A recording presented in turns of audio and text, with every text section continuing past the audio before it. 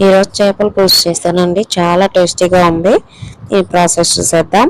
ముందుగా మెంతులు తీసుకొని వీటిని ఫ్రై చేసుకోవాలి.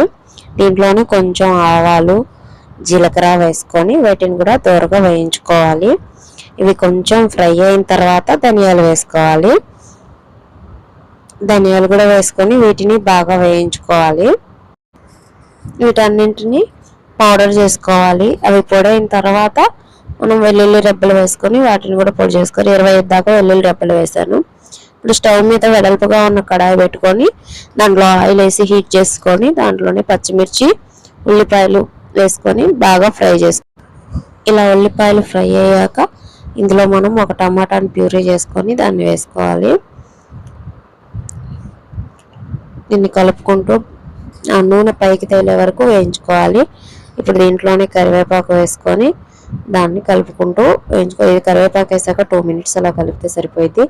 ఇప్పుడు అందులోనే మసాలా వేసుకొని దాన్ని కూడా బాగా కలుపుకుంటూ ఫ్రై చేసుకోవాలి. ఈ టైంలోనే ఉప్పు, కారం, పసుపు కూడా వేసుకొని బాగా ఫ్రై చేసుకోవాలి. ఇలా ఫ్రై అయిన తర్వాత దీంట్లో చింతపండు పులుసు పోసుకోవాలి.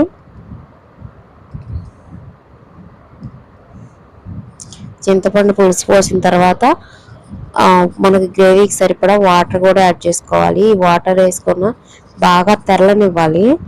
వాటర్ అంతా తెరిలిన తర్వాత అప్పుడు మనం ఫిష్ ముక్కలు వేసుకోవాలి. చేప ముక్కల్ని మొత్తం కడాయి మొత్తం అడ్జస్ట్ చేసుకోవాలన్నమాట. ఒకే చోట అలా వేసేయకుండా పులుసులో మునిగేలాగా అలా వేసుకొని మూత పెట్టేసుకొని ఒక 25 మినిట్స్ లో టు మీడియం ఫ్లేమ్లో కానీ ఉడికించుకుంటే మనకు ఫిష్ కర్రీ రెడీ అయిపోద్ది. ఇలా మధ్య మధ్యలో కలుపుకుంటూ 25 మినిట్స్ లో ఫ్లేమ్లో కుక్ చేసుకోవాలి. 25 మినిట్స్కి మనకి ఫిష్ కర్రీ రెడీ అయింది. నూనె ఇలా పైకి తేలిందంటే ఫిష్ కర్రీ రెడీ అయిపోయినట్టు. కొత్తిమీరతో గార్నిష్ చేసుకుంటే మన ఫిష్ కర్రీ రెడీ. ఇది రోజు కంటే రేపటికి చాలా బాగుంటుంది.